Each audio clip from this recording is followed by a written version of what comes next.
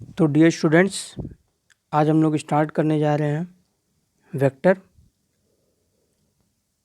Actual में जो है ये वेक्टर क्या है कि मैथ्स में भी आप लोग पढ़ने वाले हैं, मैथ्स का चैप्टर है ये। तो फिजिक्स को स्टडी करने के लिए हमें मैथ्स की सहायता लेनी पड़ती है। मैंने स्टार्टिंग में ही कहा था, मैथ्स जो है वो एक टूल की तरह है। बिना मैथ्स के हम लोग फिजिक्स नहीं पढ़ सकते हैं, क्योंकि फिजिक्स में मेजरमेंट ही करना है, और मेजरमेंट करने के लिए हमें मैथ्स के ऑपरेशंस की ज़रूरत पड़ेगी। एडिशन, सब्ट्रैक्शन, उसके मल्टीप्लाई, डिवीजन रूल्स की ज़रूरत पड़ने वाली है। तो मैथ्स जो है इसमें टूल की तरह काम करता है, और वेक्टर एक मैथ्स का कंसेप्ट है, कह सकते हैं, जो हम लोग फिजिक्स में यूज करते हैं। इसके अलावा जो हम लोग नया पढ़ने वाले हैं वो है डिफरेंशिएशन, इंटीग्रेशन और लॉग। ये सब कुछ हम लोग फिजिक्स में अप्लाई करने वाले हैं, और सभी चैप्टर्स में। ये नहीं है कि ये एक वेक्टर एक चैप्टर बना दिया गया है और सेकेंड यूनिट में ही वेक्टर है, ऐसा नहीं है। वेक्टर इतना इम्पोर्टेंट, मैंने बताया था, नोट्स में ही बताया था कि ये वो बहुत ही ज़्यादा इम्पोर्टेंट है। और इम्पोर्टेंट इसलिए है क्योंकि हर एक चैप्टर में वेक्टर है। जैसे डायमेंशन आप लोगों ने पढ़ा है, तो डायमेंशन कोई चैप्टर नहीं है भाई, हर फार्मूले का डायमेंशन होता है। हर फार्मूले में डायमेंशन का यूज होता है करेक्टनेस को पता लगाने के लिए। इसके साथ ही में हर क्वांटिटी का कोई ना कुछ डायमेंशन होता है। तो डायमेंशन आपको हर क्वांटिटी में मिलने वाला है, और हर क्वांटिटी जो अलग अलग क्वांटिटी अलग अलग चैप्टर में मिलने वाली है। तो इसलिए जो है, जैसे डायमेंशन कोई चैप्टर नहीं, ये सभी चैप्टर्स में मिलने वाला है। उसी तरह से वेक्टर जो है, ये भी आपको इसका जो है यूज सभी चैप्टर्स में मिलने वाला है। तो हम लोग बेसिक रूल्स इसके पढ़ने वाले हैं। जो मैथ्स वाले बच्चे हैं वो तो पूरा का पूरा वेक्टर पढ़ेंगे, पूरा इंटीग्रेशन, पूरा डिफरेंशिएशन, पूरा लॉग पढ़ेंगे। लेकिन जो बायो वाले बच्चे हैं उनको जितना जानने की ज़रूरत है वेक्टर या फिर डिफरेंशिएशन, इंटीग्रेशन या लॉग, मैं वन बाय वन करके सब बताने वाला हूँ। और इतना उनको बताया जाएगा जितना कि उनको ऑल कह सकते हैं कि उनकी पूरी पढ़ाई में जब तक वो पढ़ाई करेंगे इतने से उनका काम चल जाएगा। इससे ज़्यादा वेक्टर या इससे ज़्यादा डिफरेंशिएशन, इंटीग्रेशन बायो वालों को नहीं ज़रूरत पड़ने वाली है। तो पूरा कंप्लीट बताया जाएगा, कहने का मतलब ये है। तो चलिए स्टार्ट करते हैं वेक्टर से। तो पहले हम लोग थोड़ा सा रिवाइज कर लेते हैं जो अभी तक हम लोग जानते हैं, फिर उसके आगे बढ़ेंगे। तो क्वांटिटीज़ को हम लोग दो कैटेगरी में बांट सकते हैं, स्केलर एंड वेक्टर। स्केलर क्या होता है? जिनमें सिर्फ मैग्नीट्यूड होता है, डिस्टेंस, स्पीड, टाइम, करेंट, ये सभी स्केलर क्वांटिटी है। इनमें कोई डायरेक्शन नहीं होता है, करंट को छोड़ दिया जाए तो। करंट तो डायरेक्शन के साथ बताई जाती है, लेकिन बाकी जितनी भी क्वांटिटीज है उनका सिर्फ और सिर्फ मैग्नीट्यूड होता है। करंट में डायरेक्शन है, फिर भी ये वेक्टर क्वांटिटी है। क्यों है ये आप लोगों को समझ में आ जाएगा, क्योंकि वेक्टर में आप लोग पढ़ने वाले हैं, वेक्टर क्वांटिटीज़ में सिर्फ डायरेक्शन होना ही वो वेक्टर क्वांटिटी कहलाने के लायक नहीं हो जाएंगे। वेक्टर क्वांटिटी उनको कहा जाता है जिसमें वेक्टर्स रूल अप्लाई होता है। जैसे वेक्टर में आप लोग रिजल्टेंट निकालने के रूल्स पढ़ेंगे, parallelogram law, vector addition, vector subtraction, vector product पढ़ने वाले हैं, डॉट प्रोडक्ट, क्रॉस प्रोडक्ट। तो जिन क्वांटिटीज़ में इन वेक्टर रूल्स को फॉलो किया जाता है, और लगभग जितनी भी वेक्टर क्वांटिटीज आप लोग जिनमें डायरेक्शन होता है, सब में ये रूल फॉलो होता है, एक्सक्लूडिंग करंट। करंट जो है वो वेक्टर रूल्स को फॉलो नहीं करता है। तो सिर्फ डायरेक्शन होने से कोई भी क्वांटिटी वेक्टर नहीं हो जाएगी जब तक कि वो वेक्टर्स रूल्स को फॉलो नहीं करेंगे। अब कौन कौन से रूल्स हैं, क्या एडिशन वेक्टर का क्या एडिशन रूल है, क्या मल्टीप्लिकेशन रूल है, वो सब हम लोग पढ़ने वाले हैं। लेकिन बेसिक डिफिनीशन यही है कि जिसमें डायरेक्शन हो, मैग्नीट्यूड हो, वो वेक्टर क्वांटिटी है। जिसमें सिर्फ मैग्नीट्यूड हो वो स्केलर क्वांटिटी है। थोड़ा और इसमें एक पॉइंट जोड़ दीजिए तो और अच्छा लगेगा, थोड़ा सा चीज़ें क्लियर हो जाएंगी, जो करंट में कन्फ्यूजन है वो भी दूर हो जाएगा। तो उसमें बता देंगे करंट का, आप एक पॉइंट बना करके आप लिख लीजिए कि current have direction but it is a scalar quantity because it does not follow the vector resultant rule. Vector का रिजल्टेंट जो रूल है वो ये फॉलो नहीं करता। अब रिजल्टेंट रूल क्या है, जब आपको ये बताएंगे हम, तो उस समय फिर से एक बार करंट का हम लोग डिस्कशन करने वाले हैं, तो क्लियर हो जाएगा। अभी यहाँ पे वेक्टर का जो रिजल्टेंट रूल है वो नहीं बताया जाएगा, क्योंकि पहले रिजल्टेंट तक पहुँचने के लिए हम लोगों को 1 बाय 1 उसके पहले की चीज़ों को देखना होगा, तब रिजल्टेंट बताना ज़्यादा आसान होगा और चीज़ें समझ में भी जल्दी आएंगी। तो चलिए नेक्स्ट जो है representation of vector. Representation of vector का मतलब ये है कि वेक्टर को रिप्रेजेंट कैसे किया जाएगा। इतना लंबा लंबा लिखेंगे थोड़े ना, सिंबल्स के माध्यम से कैसे रिप्रेजेंट किया जाए। तो जो कोई भी क्वांटिटी है, कोई भी क्वांटिटी ए है, और अगर ये वेक्टर है तो इसके ऊपर हम ऐसे कर देंगे एरो। तो जिस भी क्वांटिटी के ऊपर ये एरो लगा हुआ मिल जाए, आप समझ जाइए कि वो कैसी क्वांटिटी है, वेक्टर क्वांटिटी है। फोर्स है, जैसे अभी तक क्लास 9th में आप लोग पढ़े होंगे तो एफ लिख देते थे, एफ इक्वल्स टू यम है, लेकिन उसको जो है वो परफेक्ट नहीं कहा जाएगा। जब भी आप कोई वेक्टर क्वांटिटी लिखिए तो उसके ऊपर आप एरो लगाइए, है ना। तो एफ फोर्स, तो इसके ऊपर हम लोग एरो लगाएंगे। तो वेक्टर क्वांटिटीज़ को रिप्रेजेंट करने का या लिखने का सही तरीका यही है।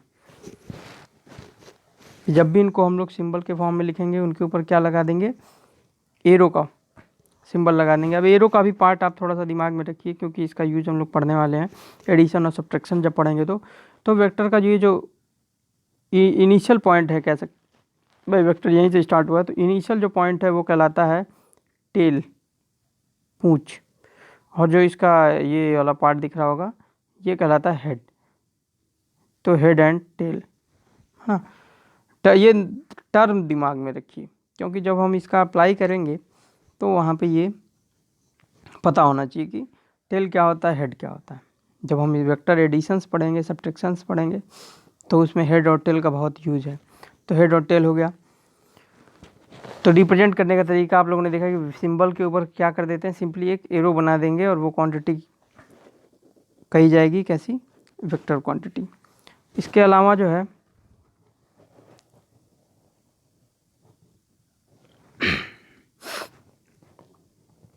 हम लोग वेक्टर्स में कुछ और भी टर्म्स देखने वाले हैं।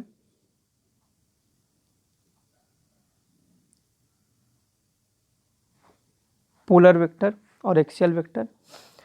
देखिए ये कोई बहुत इंपॉर्टेंट टर्म नहीं है, बस डिफिनीशंस इसकी पता होनी चाहिए कि पोलर वेक्टर किसको कहेंगे या फिर एक्सियल वेक्टर किसको कहेंगे। अभी तक आप लोगों ने जो भी वेक्टर पढ़ रखा है, चाहे वो फोर्स, चाहे वो डिस्प्लेसमेंट, वेलोसिटी, ये सब कुछ जो आप लोगों ने जो पढ़ा है वो सभी के सभी पोलर वेक्टर है, यानी जो एक लीनियर वे में परफॉर्म किए जाते हैं, वो सभी वेक्टर पोलर वेक्टर। जैसे फोर्स लगाया जा रहा है, जैसे सपोज कर लीजिए एक बॉक्स है, अब इसमें फोर्स लग रहा है, तो अब ये फोर्स हो सकता हो कि मैं इधर से लगा रहा हूँ, या हो सकता हो इधर से लगाया जा रहा हो, या हो सकता हो इधर से लगाया जा रहा हो, इधर से भी लगाया जा सकता है, ऐसे भी लगाया जा सकता है, ऐसे भी लगाया जा सकता है। इस ऑब्जेक्ट के ऊपर फोर्स किसी भी डायरेक्शन में लगाया जा सकता है, अलग अलग डायरेक्शन में लगाया जा सकता है, लेकिन ये जो भी फोर्स होगा उसके तरफ से देखेंगे। जैसे ये फोर्स लगाया गया, ये वाला फोर्स लगाया गया, तो इस एक लीनियर वे में लगा हुआ है ये फोर्स। लीनियर का मतलब ये नहीं हॉरिजॉन्टल वर्टिकल, यहाँ पे मत समझिएगा, ये ज़रूर हॉरिजॉन्टल से कुछ एंगल पे है, वर्टिकल से कुछ एंगल पे, लेकिन लीनियर वे में लगा हुआ है। या जिसका कह सकते हैं कि जिसका जो स्टार्टिंग पॉइंट वेल डिफाइंड हो। जैसे अब इसका ये वेक्टर, इसका स्टार्टिंग पॉइंट ये है, तो जिसका एक स्टार्टिंग पॉइंट वेल डिफाइंड हो और जो एक लीनियर वे में जो वेक्टर रिप्रेजेंट किया जाए, वो सभी वेक्टर कहलाते हैं पोलर वेक्टर। और अभी तक जितना वेक्टर आप लोगों ने पढ़ा है वो सभी वेक्टर पोलर वेक्टर ही हैं। दूसरा जो वेक्टर होता है वो होता है एक्सियल वेक्टर, यानी अगर कोई सर्कुलर मोशन हो रहा हो, तो सर्कुलर मोशन हो रहा होगा तो आप लोगों ने इस केस में भी वेलोसिटी और एक्सीलरेशन पढ़ा है, और आप लोगों ने लीनियर वेलोसिटी और लीनियर जो भी वेलोसिटी एक्सीलरेशन हम लोग पढ़े हैं क्लास 9th में, उसको कहते हैं लीनियर वेलोसिटी और लीनियर एक्सीलरेशन। तो एक्सीलरेशन दो तरह के होते हैं, एंगुलर एक्सीलरेशन भी होता है, वेलोसिटी भी दो तरह की होती है। एंगुलर वेलोसिटी, अगर कोई ऑब्जेक्ट सर्कुलर मोशन कर रहा हो तो उसके पास दो वेलोसिटी होती है, एक वेलोसिटी से वो डिस्प्लेसमेंट कवर करता है। जैसे एक वेलोसिटी से वो उसकी पोजीशन लगातार चेंज हो रही है, तो जिस वेलोसिटी के कारण उसकी पोजीशन लगातार चेंज हो रही है वो वेलोसिटी हम लोग पढ़े हैं, और उसी वेलोसिटी को क्या कहते हैं, लीनियर वेलोसिटी। और अभी तक हम लोग इसी वेलोसिटी के बारे में जानते भी थे। लेकिन अभी इस क्लास में 11th में हम लोग पढ़ने वाले हैं कि वेलोसिटी दो तरह की होती है। एक वेलोसिटी होती है जिसकी वजह से एंगल चेंज होता रहता है लगातार। मैं मोशन करेगा तो ऑब्जेक्ट का जो है लगातार एंगल चेंज होता रहता है। तो जिस वेलोसिटी के कारण एंगल चेंज होता रहता है उस वेलोसिटी को कहते हैं एंगुलर वेलोसिटी। नाम से ही पता चल रहा होगा, एंगुलर वेलोसिटी। जिस वेलोसिटी के कारण उसका एंगल लगातार, भाई ऑब्जेक्ट अगर सर्कुलर मोशन कर रहा होगा तो उसका एंगल अगर रेफरेंस पॉइंट कहीं लिया जाएगा तो वहाँ से लगातार उसका एंगल चेंज हो रहा होगा, 0, 30, 45, 60, 90, 180 बनाते हुए फिर 360 पे आएगा। तो इस तरह से एंगल लगातार चेंज होगा। तो एंगल, जिस वेलोसिटी की वजह से एंगल चेंज हो रहा है उस वेलोसिटी को क्या कहेंगे, एंगुलर वेलोसिटी। और जहाँ वेलोसिटी होगी, जहाँ वेलोसिटी चेंज होगी, भाई एंगल चेंज हो रहा है तो वेलोसिटी भी चेंज हो रही होगी, तो यानी एंगुलर वेलोसिटी चेंज हो रही होगी। तो जिसकी एंगुलर वेलोसिटी चेंज, जिसमें वेलोसिटी में चेंज हो रहा हो वहाँ पे एक्सीलरेशन भी होता है। तो यहाँ लीनियर एक्सीलरेशन तो होता है, वो तो आप लोग पढ़ चुके हैं, लेकिन यहाँ पे एक और एक्सीलरेशन होता है जिसको कहते हैं एंगुलर एक्सीलरेशन। और एक और क्वांटिटी, बहुत ही प्यारा सा क्वांटिटी पढ़ने वाले हैं, टॉर्क। तो angular velocity, angular acceleration, torque, ये सब जो क्वांटिटीज़ हैं ये तब देखी जाती हैं जब कोई ऑब्जेक्ट सर्कुलर मोशन कर रहा हो। तो इस केस में जो भी वेक्टर रिप्रेजेंट किए जाएंगे वो क्या कहलाएंगे, एक्सियल वेक्टर। चलिए नेक्स्ट देखते हैं बच्चों।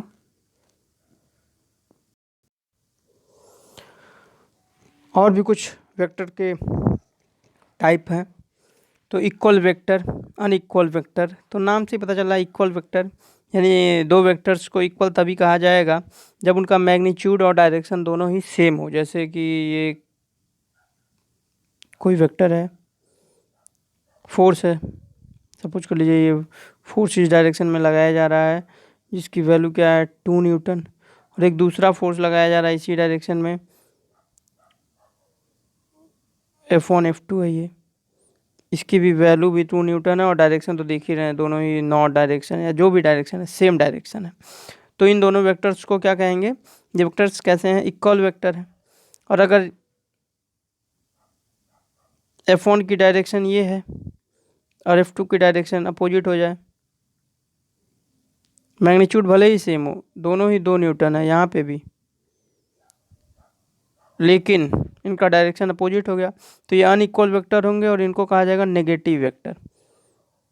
ये दोनों एक दूसरे के नेगेटिव, जैसे एक्शन फोर्स और रिएक्शन फोर्स एक दूसरे के जस्ट अपोजिट होता था, याद होगा। एक्शन फोर्स एफ ए जो होता था वो इक्वल्स टू हम लोग -FR लिखते थे, तो वो क्या होता था, अपोजिट होता था। भाई अगर एक डायरेक्शन को पॉजिटिव लेंगे तो दूसरा नेगेटिव हो जाएगा ऑलरेडी। तो ये दोनों एक दूसरे के नेगेटिव वेक्टर कहलाएंगे या अपोजिट वेक्टर कहलाएंगे, कोलिनियर वेक्टर।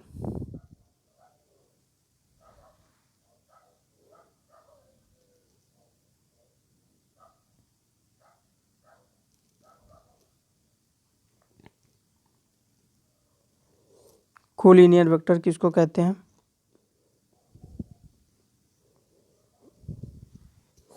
कोलिनियर वेक्टर का मतलब जो एक ही लाइन में हो। जैसे ये दो वेक्टर्स हैं,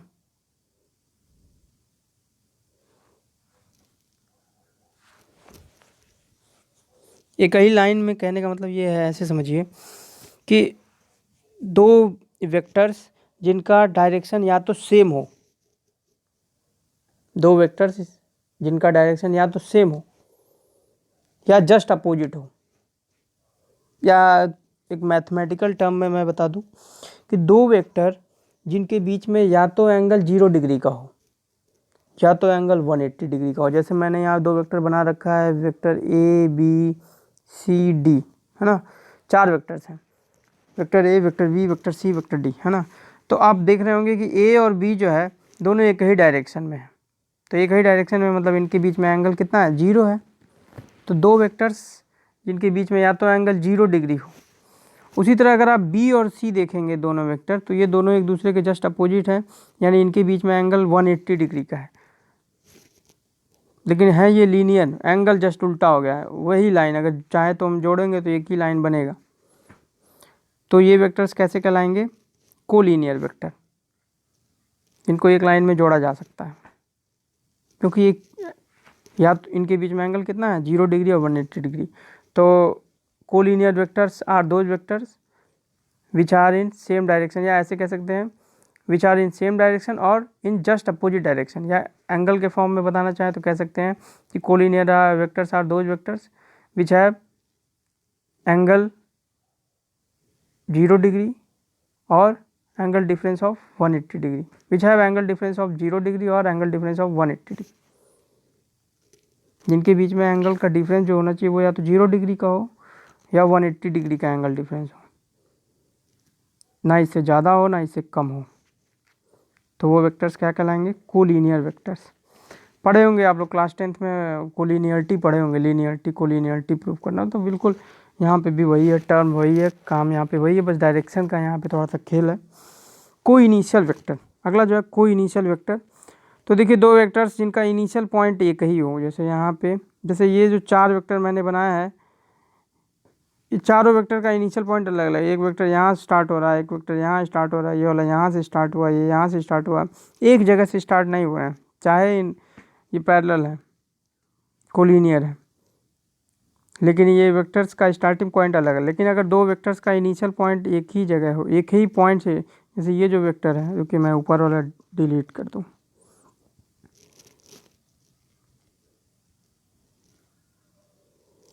जैसे ये दो वेक्टर्स हैं, तो दोनों वेक्टर जो हैं एक ही पॉइंट से, ओरिजिन पॉइंट एक ही है।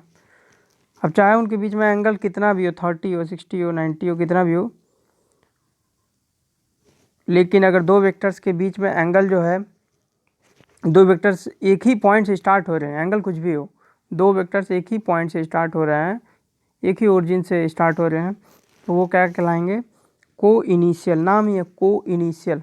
को यानी कि कॉमन, इनिशियल यानी कि जहाँ से स्टार्ट हो रहे हैं, तो दोनों का इनिशियल पॉइंट, स्टार्ट होने वाला पॉइंट कॉमन होना चाहिए। तो यह है दोनों का, जरूरी नहीं दो हो, तीन भी हो सकते हैं, ये तीनों को इनिशियल है। तो ये इतना क्लियर हो रहा होगा। अच्छा, पैरेलल वेक्टर किसको कहा जाएगा? जैसे मैंने अभी कोलिनियर बताया, तो कोलिनियर में तो आपने देखा कि एंगल जो होना चाहिए, एंगल डिफरेंस जो होना चाहिए, दो वेक्टर्स के बीच में जो एंगल डिफरेंस या तो 0 डिग्री हो या फिर 180 डिग्री हो। लेकिन पैरेलल होने के लिए कंडीशन क्या है? उनके बीच में जो एंगल डिफरेंस होना चाहिए वो 0 डिग्री का होना चाहिए। जैसे ये दोनों वेक्टर्स पैरेलल कहे जाएंगे, क्योंकि इनके बीच में एंगल डिफरेंस क्या है? 0 डिग्री का है। तो अगर angle difference just equal to 0 degree तो वो पैरेलल कहलाएंगे। लेकिन एंगल जो है 0 डिग्री और 180 डिग्री दोनों ही अगर कंडीशन में, तो वो कोलिनियर कहे जाएंगे। टर्म्स है, दिमाग में रखिए, इनका कोई एप्लीकेशन, कोई यूज कहीं कहीं इस तरह से लिखा हुआ मिलेगा, बहुत ज़्यादा इसमें। चलिए बच्चों, तो हम लोगों ने वेक्टर देख लिया, वेक्टर के टाइप भी देख लिया, कुछ और भी टर्म्स हैं। जैसे अगर दो वेक्टर्स लिखे हुए हैं, ये कोई ए वेक्टर लिखा हुआ है ना, और इसके मॉडुलस वैल्यू को लिखना है, मतलब इसकी वैल्यू को लिखना है, इसके मैग्नीट्यूड को लिखना है, क्योंकि वेक्टर है तो भाई इसमें डायरेक्शन भी होगा और मैग्नीट्यूड भी होगा। तो अगर हमें जो है इसकी सिर्फ मैग्नीट्यूड को रिप्रेजेंट करना है, if we have to represent the magnitude of the vector A, तो हम लोग इसको मैग्नीट्यूड को कैसे लिखेंगे? तो मैग्नीट्यूड लिखने का तरीका होता है, ये मॉड लिख देते हैं, मॉड ऑफ वेक्टर ए। जैसे मॉड लगा हुआ है, तो मॉड का मतलब क्या है? इसकी मॉडुलस वैल्यू की बात कर रहा है। भाई अगर ये वेक्टर ए है, तो मान लीजिए फोर्स है ये, तो 5 न्यूटन इन ईस्ट होगा मान लीजिए, तो इसका ये मैग्नीट्यूड है और ये डायरेक्शन है। जब दोनों को एक साथ लिखा जाएगा तो ये इस तरह से लिखा जाएगा, वेक्टर ए लिखा जा रहा है। लेकिन अगर हम चाहते हैं सिर्फ इसकी वैल्यू बताना 5 न्यूटन, तो फिर हम इसको ऐसे लिखेंगे, mod A equal to 5 newton. तब यहाँ डायरेक्शन नहीं बताएंगे, क्योंकि मॉड का मतलब है कि the magnitude of the vector A. तो ये चीज़ समझिए, मैग्नीट्यूड लिखने के लिए का तरीका क्या है? मॉड बना देना। वेक्टर पूरा लिखने का तरीका क्या है, उसके ऊपर एरो बना देना, और उसके मैग्नीट्यूड को लिखने का तरीका क्या है, मॉड बना देना। कुछ और भी वेक्टर्स के हम लोग जो है टर्म्स हम लोग के सामने आने वाला है, तो वो भी देख लेते हैं। तो पहले तो देखेंगे जीरो वेक्टर क्या होता है। जीरो वेक्टर, तो जीरो वेक्टर से नाम से ही पता चल रहा है, जिसका मैग्नीट्यूड जीरो हो। एक ऐसा वेक्टर जिसका मैग्नीट्यूड ही जीरो हो, तो जिसका मैग्नीट्यूड ही जीरो होगा उस वेक्टर को क्या कहेंगे, जीरो वेक्टर। अब जिसका मैग्नीट्यूड जीरो हो तो उसका कोई वेल डिफाइंड डायरेक्शन भी नहीं होगा। हम कह देंगे और हमने डिस्प्लेसमेंट किया है 0 मीटर का, 0 सेंटीमीटर का, तो 0 सेंटीमीटर का डिस्प्लेसमेंट किया है, तो उसको अब हम लोग डायरेक्शन में क्या रिप्रेजेंट करेंगे, बस जीरो ना पॉजिटिव में काउंट होता है ना नेगेटिव में काउंट होता है। तो उसी तरह से जीरो जो है ये वेक्टर है, बस नाम के लिए वेक्टर है, ना इसका कोई वैल्यू है ना कोई इसका डायरेक्शन है। तो ये भी टर्म आता है, अगर कहीं लिखा हुआ रहे कि जीरो वेक्टर, तो इसका मतलब आप समझिएगा कि उनका क्या है, कोई मैग्नीट्यूड नहीं है। अब जैसे एग्जांपल लीजिए, यहाँ पे दो फोर्सेस लग रहे हैं, 5 न्यूटन और ये भी 5 न्यूटन है। इनका जब रिजल्टेंट निकालेंगे तो क्या आएगा, 0 न्यूटन आएगा। तो ये कैसा वेक्टर हो गया, जीरो वेक्टर हो गया, क्योंकि इसका मैग्नीट्यूड क्या हो गया, जीरो हो गया। अब जो इम्पोर्टेंट, सबसे इम्पोर्टेंट टर्म आने वाला है वो है यूनिट वेक्टर। यूनिट वेक्टर, तो नाम से इससे भी क्लियर होगा, यूनिट मतलब क्या होता है, 1, यानी एक ऐसा वेक्टर जिसका मैग्नीट्यूड क्या हो, 1 हो, और सिर्फ डायरेक्शन हो उसके पास, मतलब मैग्नीट्यूड 1 है यानी सिर्फ डायरेक्शन ही है, वैल्यू तो उसकी 1 है। तो अगर एक ऐसा वेक्टर जिसका मैग्नीट्यूड 1 हो और डायरेक्शन हो उसके पास, तो वो वेक्टर क्या कहलाएगा, यूनिट वेक्टर कहलाएगा। यूनिट वेक्टर को लिखने का तरीका क्या होता है, देखिए वेक्टर को लिखने का तरीका मैंने बता दिया, ई, उसकी मॉडुलस यानी उसकी मैग्नीट्यूड को लिखने का तरीका बता दिया, मॉड ए। और यूनिट वेक्टर को एक खास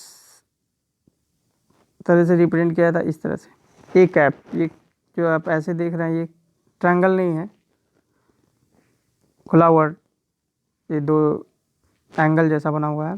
तो ये किसी के ऊपर इसको ए कैप पढ़ते हैं, A cap, B cap, C cap, F cap. तो ये क्या है, यूनिट वेक्टर। तो ये यूनिट वेक्टर का सिंबल है। अगर एफ पे इस तरह से लगा हुआ है, पावर नहीं है, ऊपर, जस्ट ऊपर, अगर ऐसे लिखा हुआ है तो आप समझिएगा कि ये क्या है, यूनिट वेक्टर ऑफ एफ। तो लिखने का तरीका है ये, लिखते जाइएगा, इसको नोट भी कर लीजिएगा। ये स्पेशल पॉइंट्स हैं जो कि हम लोगों को यूज करना है। नेक्स्ट हम लोग देखते हैं। अब देखिए वेक्टर को 3 डायमेंशनल प्लेन में भी थोड़ा सा समझ लीजिए।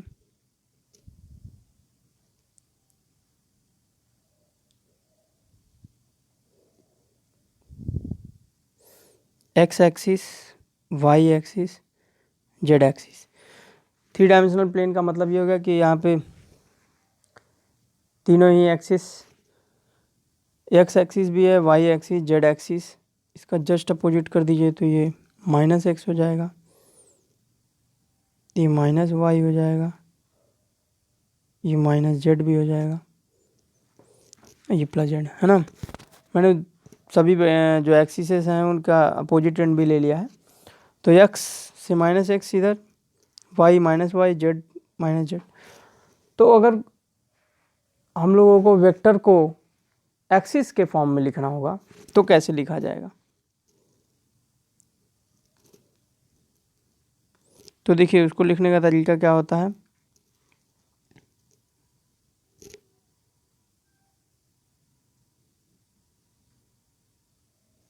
आई कैप यूज किया जाता है, आई यूनिट वेक्टर यूज किया जाता है एक्स एक्सिस के लिए, वाई एक्सिस के लिए जे यूनिट वेक्टर, और के एक्सिस के लिए जेड एक्सिस के लिए के यूनिट वेक्टर। तो सिंबल्स यहाँ पे याद रखिएगा। आई क्या रिप्रेजेंट करता है, जैसे कोऑर्डिनेट्स हम लोग जब पढ़ते हैं तो X axis, Y axis, Z axis कहते हैं, तो उसी को यहाँ पे वेक्टर में थोड़ा सा बदल दिया है। एक्स एक्सिस का मतलब आई एक्स एक्सिस को हम लोग किससे रिप्रेजेंट करेंगे, आई कैप से, वाई एक्सिस को जे कैप से, जेड एक्सिस को के कैप से।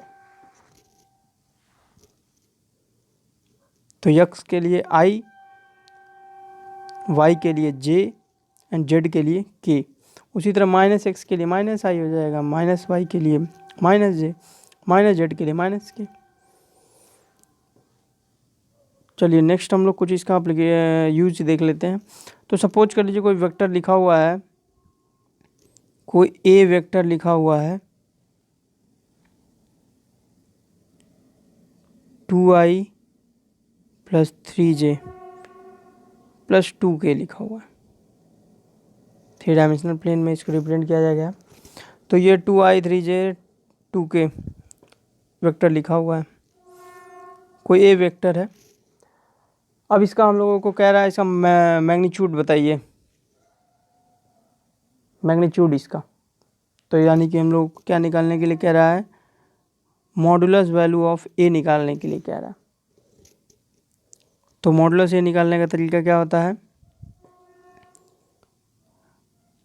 फॉर्मूला है ये नोट कर लीजिएगा, आई वाले के मैग्नीट्यूड का स्क्वायर प्लस जे वाले के मैग्नीट्यूड का स्क्वायर प्लस के वाले के मैग्नीट्यूड का स्क्वायर विद उसके सिंबल के साथ। यानी माइनस होता तो माइनस भी लिखते, प्लस प्लस है सब कुछ तो प्लस लिख दिए हैं, अगर माइनस होता तो यहाँ माइनस लगाते, खैर कोई दिक्कत नहीं है। स्क्वायर होता है तो माइनस भी प्लस ही हो जाएगा, लेकिन यूज किया जाता है। तो अब यहाँ पे क्या हो जाएगा, ये 2 का स्क्वायर 4, 3 का स्क्वायर 9, 4, तो ये हो जाएगा 9, 4, 13 और 4 17, तो √17 हो जाएगा। तो अगर कोई वेक्टर ए इस वेक्टर फॉर्म में लिखा हुआ है और इसका मॉडुलस वैल्यू निकालना है, तो क्या करना है, उसके कोफिशिएंट्स आई जे के कोफिशिएंट्स का स्क्वायर करके ऐड कर देना है, फिर इसका स्क्वायर रूट कर देना है। Square root of the sum of their squares of coefficients, किसका स्क्वायर रूट करेंगे, आई जे के कोफिशिएंट्स के स्क्वायर का सम करके उनका स्क्वायर रूट। तो मैं इस पे बेस्ड आप लोगों को कुछ क्वेश्चंस पहले दूंगा, सभी लोग सॉल्व करेंगे, ज़रूर इसको कमेंट करेंगे। और मैं पहले तो यूनिट वेक्टर भी निकालना बता दूं, फिर क्वेश्चन देता हूँ। तो सपोज कर लीजिए ए वेक्टर कोई गिवन है, फिर से मैं ले लेता हूँ 2i + j 3k।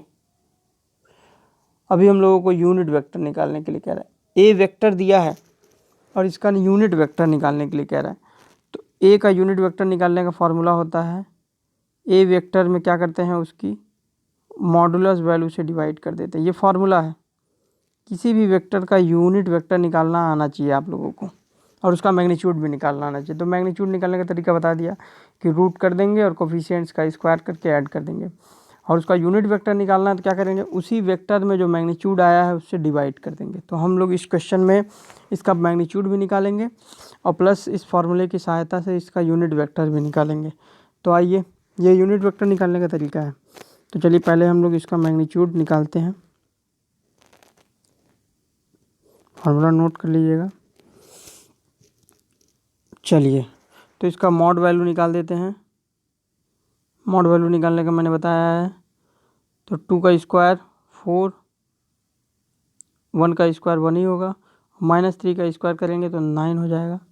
तो 9 1 10 और √14, तो √14 हो गया।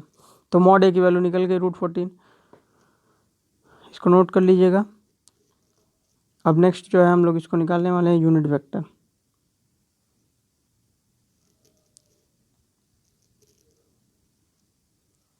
तो यूनिट वेक्टर का फार्मूला मैंने बताया है, उस वेक्टर को उसकी मॉडुलस वैल्यू से डिवाइड कर देना। तो ये जो वेक्टर है 2i + j -3k, और यूनिट वेक्टर क्या आया है, √14। जरूरी नहीं कि हर बार रूट में ही है, वो तो वैल्यू के ऊपर डिपेंड करता है। परफेक्ट स्क्वायर बनेगा तो रूट से बाहर ले लेंगे, और अगर कुछ ऐसा चांस बन रहा है कि कॉमन लेकर के कुछ काटा जा सकता है तो मैथमेटिकल ऑपरेशन यहाँ पे अप्लाई कर सकते हैं, कॉमन लेके कट कर सकते हैं। तो ये तरीका था यूनिट वेक्टर निकालने का। ये सॉरी मैंने यूनिट वेक्टर नहीं बनाया यहाँ पे, ये यूनिट वेक्टर ए कैप ऐसे होता है। तो किसी वेक्टर का यूनिट वेक्टर निकालने का तरीका मैंने बता दिया। तो चलिए कुछ क्वेश्चंस इस पे प्रैक्टिस कर लेते हैं हम लोग। क्वेश्चन तो मैंने बता दिया है, आप लोग इसको, आप लोगों को प्रैक्टिस के लिए मैं क्वेश्चन दे रहा हूँ, सॉल्व कीजिएगा।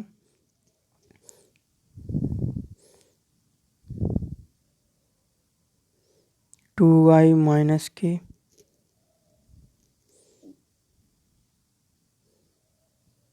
थ्री जे माइनस 4k और सी है 5i 5j माइनस 5k। इन सभी वेक्टर्स का आप लोगों को मॉडुलस वैल्यू निकालना है और इनका यूनिट वेक्टर भी निकालना है, यानी mod A mod B mod C भी निकालना है, और A cap B cap C cap या A unit vector B unit vector C unit vector निकालना है। तो सभी लोग लगा करके रिप्रेजेंट करके इसको जो है सेंड करेंगे। ये होमवर्क है। इसके बाद अगला जो लेक्चर होगा उसमें हम लोग एडिशन रूल, सब्ट्रैक्शन रूल और पढ़ने वाले हैं, पैरेललोग्राम लॉ पढ़ने वाले हैं, और साथ ही में डॉट प्रोडक्ट क्रॉस प्रोडक्ट पढ़ेंगे। तो अभी कम से कम वेक्टर से रिलेटेड 4 वीडियो तो बनने ही वाली है। और फिर जो है कुछ इसके बहुत ही इम्पोर्टेंट न्यूमेरिकल्स एग्ज़ाम में आते हैं, उसको सॉल्व करने वाले हैं। तो ओवरऑल 4 से 5 वीडियो मान के चलिए, इसके बाद अभी और लगेगा। बच्चों पढ़ते रहिए, इसको सॉल्व कीजिएगा, बहुत ही आसान है, थोड़ा नया है, और हर नई चीज़ थोड़ी सी जो है टफ लगती है, लेकिन जब आप एक लीनियंट वे से पढ़ेंगे, एक लीनियरिटी के साथ पढ़ेंगे, रेगुलरिटी के साथ पढ़ेंगे, रूल्स को फॉलो करते हुए पढ़ेंगे, नोट्स बनाएंगे, प्रॉपर चीज़ों को समझने का प्रयास करेंगे, तो सब कुछ समझ में आएगा।